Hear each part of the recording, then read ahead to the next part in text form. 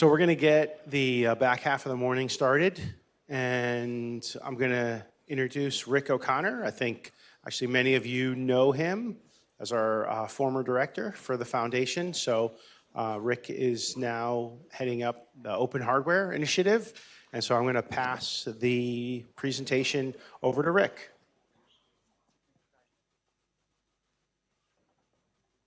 Whenever you're ready. Yep.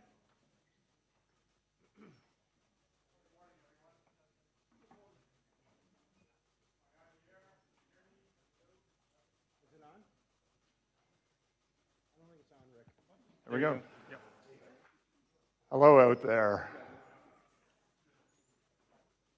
How do I sound now? All right. So my name is Rick O'Connor. I've been hanging around the RISC-V crowd for a while. It's the first time I'm going to give a presentation as a member of the RISC-V Foundation. So this is pretty exciting for me. What are we going to talk about? We're going to talk about the fact that we've launched a new organization called the Open Hardware Group. We'll cover that a little bit, and in particular, a family of cores. Luke already told you about them, called Core 5 from the Pulp platform. And what problem are we addressing? What are we really trying to accomplish and work on as a community? Go through sort of the core purpose and structure of the group. So if you're interested in participating, you get an idea of what that looks like. And then talk about the number of Core 5-based demos that are out on the demo floor that you can go and have a look at, because this is real stuff. So a couple of positioning statements for you. Luca actually put a little bit of this up already, but this is a open source nonprofit corporation driven by the membership to proliferate open source cores. And in particular, and all the tools and related subsystem IP. And in particular, starting with a family called Core 5. There's a close, if there's a close association to another brand you're familiar with, that's on purpose, which is a family of open source RISC-V-based cores seeded by the great work, and we wanted to announce this here out of respect and adulation for our friends at ETH Zurich and the great work of the Pulp platform under Luca and Frank's guidance. So you guys have done some amazing work. We've got some pretty cool partners to help us get off the ground. One of the things that's really important in terms of trying to figure out how to digest open source IP in the semiconductor industry, it's not something that's just a brand new idea this week or this month or this year. It is certainly strong partnership, both at the community level. So we're members of the RISC-V Foundation. Like I said, I signed off a membership agreement last week. And that was pretty entertaining. I think it was my 236th membership agreement that I signed, but it was the first one I signed on the right side of the column, which was kind of fun. And we've got great accounting, legal, banking representation. From the get-go, we're building an international organization. So we have purposely picked these partners with an international footprint. But in the details, what's most important is the support that we're getting from industry, right? So one of the things that's important for us as we're putting this organization together is a cross-section of companies that represent system level and end uses. Obviously, chip SoC guys, IP guys. We've got really good quality verification companies at the table, and academia, clearly, and university outreach as well. So that's pretty impressive. I'll talk more about the governance for the organization in a moment, in a few slides, but just wanted to give you a flavor for how we're setting up the company now. Our board of directors, our chairman's Rob Oshana from NXP, and he's going to come up in a moment to talk about why NXP cares about this.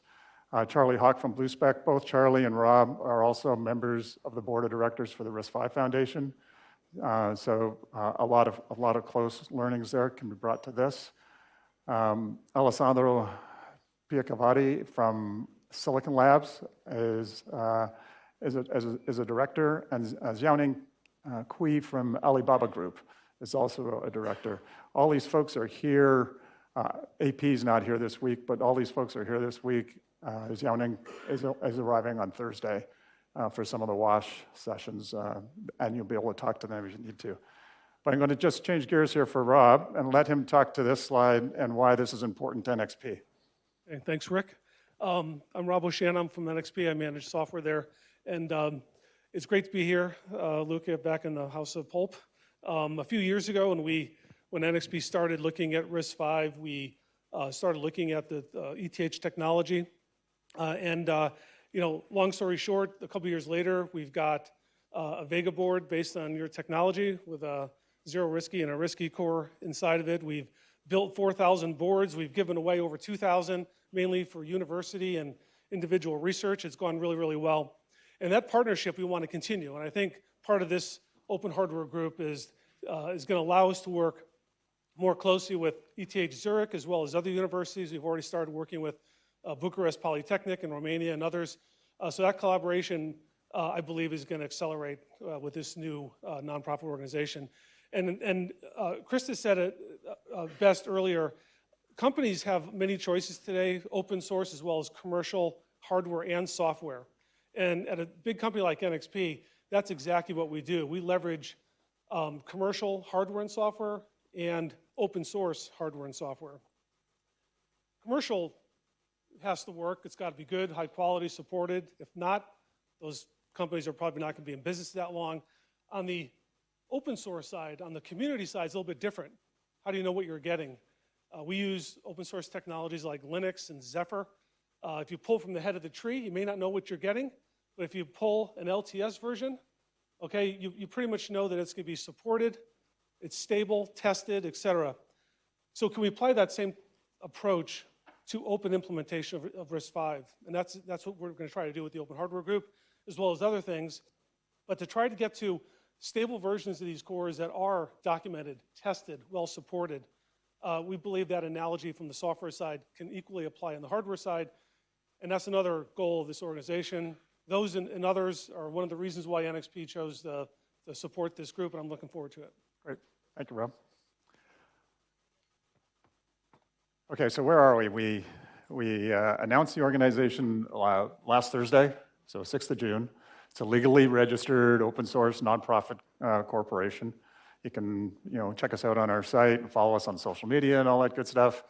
And we have 17 sponsors and partners at the table helping us refine the governance framework for the organization. The drafting of the bylaws and membership agreement and so on are well underway. There's still opportunity to influence the language in those documents. So if you think participating in an organization like this and taking advantage of the artifacts that will be produced from it, please come and see me. We're welcoming more sponsors to join the sponsor group and help us finish this work, which should be done in July and August from a governance framework standpoint. Okay, great. Well, so what are we doing? It seems like there's some people who are interested, and we've clustered together. What are we doing? This chart is from a blog post on ARM's ecosystem blog, and it's an interesting chart. I think we all kind of know it. I was looking just for some numbers that I could quote, so this was as good as any. And for the most part, I think we're all pretty much aware that between the software for a piece of IP, the actual RTL design for that IP, the verification of that IP, and then the physical design of that IP, you add all of that up, and that's probably about 90% of the cost of building a new device. So whether that's at the IP level or at the block level, or at the block level or at the SoC level, those are the cost drivers. And when you're talking about highly differentiated IP, the secret sauce stuff that goes into your SoCs, that's probably warranted, and you should make those investments and do that. But for more general purpose cores that kind of everybody needs and it doesn't really differentiate your product, maybe there's an opportunity to have the industry collaborate around those in an open way that if you want to take it apart and add something to it, great, you can do that. If you just want to use it the way it is, fantastic, and integrate that into your cores, into your SoCs. So what does an effective model like that look like? Well, as Kirsta said, this is very true, right? So let's dial it back a decade first. For at least a decade, those of us in the chip industry have been looking at our software friends and kind of going like, geez, how come there's this open source software model that seems to be gathering steam, is successful, working?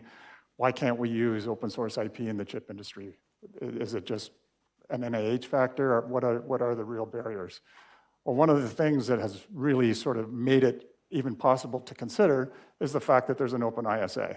If most of these SoCs have cores in them anyway, and you need a core for your SoC, you can't really get an open source core of any credibility without having an underlying open SoC. So great, we have a really, really good open source ISA that is unleashing a new frontier of processor innovation. Fantastic. How many do we need? And this might be a little controversial for some, because innovation is good and we should always innovate. But critical mass and enough momentum behind the right amount, and I'm not going to debate what the right amount is, but how many do we actually really need? And how does the industry and ecosystem and community overall organize to make sure that we're doing the work to support what's needed, and at the same time have the breadth of coverage and diversity in those cores and applications. So there's multiple different groups that we'll be forming, and if you think about it from a Linux analogy, to go back to a comment Rob made, there's Linux, and then you might be an Ubuntu disciple, or Debian, or Fedora, or whatever. There's a number of different distributions, implementations, if you will, of that OS. That'll continue to happen in the RISC-V ecosystem as well. And what we're doing here at Open Hardware Group is one of those instantiations. I love this list. The first time I pulled it down a couple of months ago when I was starting to talk to some folks about this, it was about 4 or 5 cores less. So, in a few months, there's been even more open source cores added. I personally know of another half dozen cores that plan to be open source that'll go onto this list. And that's goodness, right? People are playing, you can innovate, and that's great. But not all of these are going to see like super high volume SoC production in the industry. It just won't happen. Not because they're bad and one's better and the other's worse or anything like that, but it just won't happen that they all will be shipping million pieces a week or million pieces a month kind of volumes. So how do we curate down into a handful that will be interesting and get support? Well, what are the real barriers? So first one is the IP quality. You're going to go into your boss's office, take your badge off, put it on the table and say, yep, I bet my badge on this piece of RTL that I just downloaded off some repo. I don't know the guy that's behind the repo, but this looks like a good core. I'm going to put that in our next, deep submicron SoC. Let's go. So that's a bit of a barrier. And even if you got past that, what's the ecosystem look like? What's the support and infrastructure for it? Are there really IDE tools and ports and everything for it? Is there a roadmap? Because you do that once, and then you get to your next SoC, and maybe you want the next version of that core, and just build on that. And then, oh, by the way, your business and legal guys will come to the table and say, okay, well, wait a minute, what's in here? How to get here? What do I have to give back? The whole licensing question of it. And these 3 factors, in my opinion, have been sort of the stiff arm to the face barriers for our industry adopting open source IP. So we're gonna try to address every single one of these. And really, really proud of our relationship with the guys at ETH and Luca and his team. The Pulp family has had a tremendous impact. And in fact, the catalyst for getting this started came from commercial companies who have already made the decision that, these cores are pretty good. They're as good as I could have done by myself. Maybe I would have done something a little bit different, but not significantly better. So let's see if we can, hey, we got the open source ISA now, that's a problem that's solved. Let's see if we can actually organize ourselves and address the rest of these barriers. So the Core 5 family is a family of open source RISC-V cores, and the first 2 candidates that the core task group, and we'll talk about the task groups in a minute, are looking at is the RISC-V core, that's a 32-bit version, and then Ariane is the 64-bit version in that family. So, broad ecosystem enablement, right? Proven RTL core designs that are well validated, strong IDE and ecosystem support around operating systems and libraries. This part's important. Validated commercial EDA tool flows. If you're a high volume production SoC house, you probably have a system Verilog-based tool flow for good or for bad. A UVM test bench environment, that's a golden tool flow that you know produces known good silicon at the other end. We want to make sure that we do everything with the necessary scripts and so on to stitch that core right into that tool flow. And international in scope and nature. We're going to have development resources in North America, here in Europe, and in Asia. All right, so that's the problem we're addressing now. What do we look like? First, before I get there, well, geez, why a new org?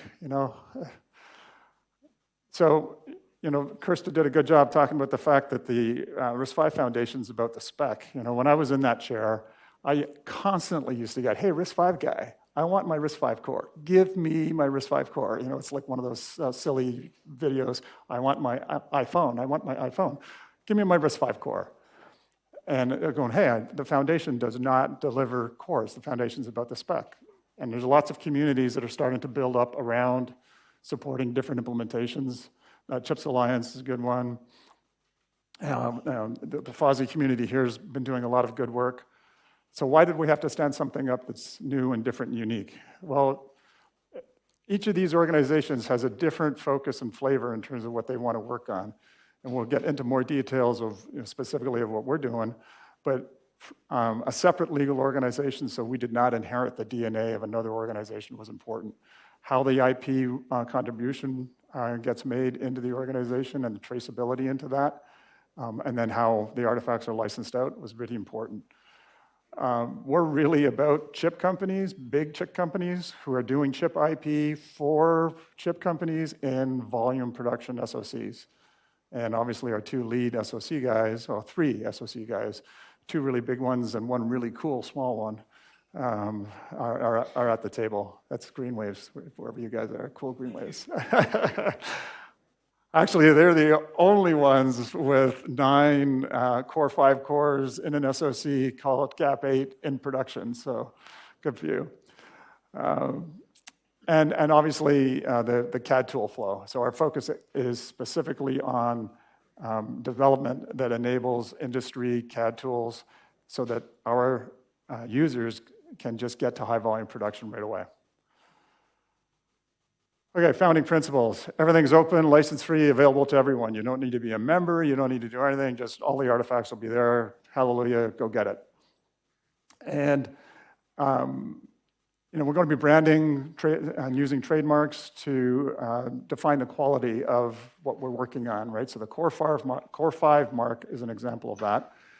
If you're using any of the artifacts in non-commercial offerings, you get an automatic license to all the marks that we use to promote the cores, and we want you to just promote even more. If you're using any of the artifacts in commercial offerings, you need to be a member in order to be party to that trademark license. It's pretty simple. And the purpose of the organization is, it's the official source of these repos, right? So part of what's happening between us and ETH, as an example, is we will take on the committer status or maintainer status, if you will, of the RISC-V core and the Ariane core as we bring them into the Core 5 roadmap. And we are then responsible for sustaining those repos, upgrading them, running the bug fixes, if there are any, and evolving that family and adding new cores to the family. That doesn't mean at all that there's the pulp team is going to stop innovating around RISC-V cores, far from it. But on those repos in particular, they'll become, contributors, and we're the committers, and they'll be focusing on sort of the next phase of research. So on behalf of the membership, the organization is steered by a board of directors that I mentioned earlier. And like most organizations that are structured this way, the board will appoint technical and marketing working groups to drive the whole of the organization. And That membership will come in various forms of various levels that are scaled. We're still working on this. This is why the draft is here. But scaled level of membership that is both people and cash contributions, because clearly we're building teams, development teams around validating these cores. And you probably saw on the partner slide the Eclipse Foundation. So probably the most popular IDE that people use around a lot of these things is the Eclipse IDE. We have a strategic partnership with the Eclipse Foundation, whereby we're just literally reusing all of the Eclipse development process for all of the work that we're going to be doing, including an important aspect of how we integrate individual contributors. So we'll have a process around individual contributors based on a CLA, working closely with the FOSSI Foundation. They were part of the announcement last week, so we're very proud of that, to be able to make sure that anybody, whether they're part of a corporate member or working on their own, can participate through a meritocracy-based process and contribute to this. Okay, last little bit. Task groups.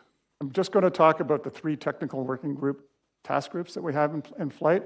We also have a marketing task group, but there's really 3 technical task groups that we've started talking about and working on. And the charter for the cores task group is to drive the roadmap, figure out how we're going to accept new core contributions, and augment those cores and potentially define new cores that get developed from the ground up within the group. And everything is open and available to all for use, regardless of membership. The verification task group is very interesting because we think we have an opportunity to create a verification environment that's better than any single company would be able to create on their own by having a collaborative contribution to the stimulus that we use in the test bench. And that'll be open source as well. And I'll talk about that more in a moment. And then a platform task group. So all the platform work that's going on in the foundation, we're going to clearly participate in that, but with a focus on these core implementations. So bringing more focus from an ecosystem standpoint around the cores that we're working on. And then make sure you go hang out during the receptions. I'm going to talk about 4 demos. So you've already heard from Rob and the Vega board, right? So this is using a Core 5 core in the Vega board. The Metrics and Imperis guys have been collaborating on a proof of concept demo for what will be the basis of our verification task group work. So this will be a cloud-based system Verilog simulator that runs in Google Cloud, where we will host both random instruction generation, directed tests, as well as compliance suites to verify and validate all of the cores that we work on in the Core 5 family. And that'll be an open environment that anyone can use and work with. So this is the GAP8 processor I mentioned. It's a very, very cool device. It's got 9 RISC-V cores, 1 as a control processor, and then 8 configured in a CNN. Go and see the GreenWaves table for that. And then the other demo to make sure you go hit is one of the other verification experts in the OpenHW group is a company called OneSpin. And they've got a very cool verification platform as well around the RISC-V core and other RISC-V cores that you can go and check out in their booth. Last slide. So we think we got some pretty cool support from corporations as well as academia and a whole host of individual contributors for some proven RTL and a traditional system Verilog based flow with bring up environments and IDE tools and so on for commercial tool deployment to get you to high volume production with an international footprint. So if you have an interest in hanging around and participating in the OpenHW group, make sure you see me during the breaks, come to the table, the Core 5 table, and I'd be happy to answer any questions. Thank you.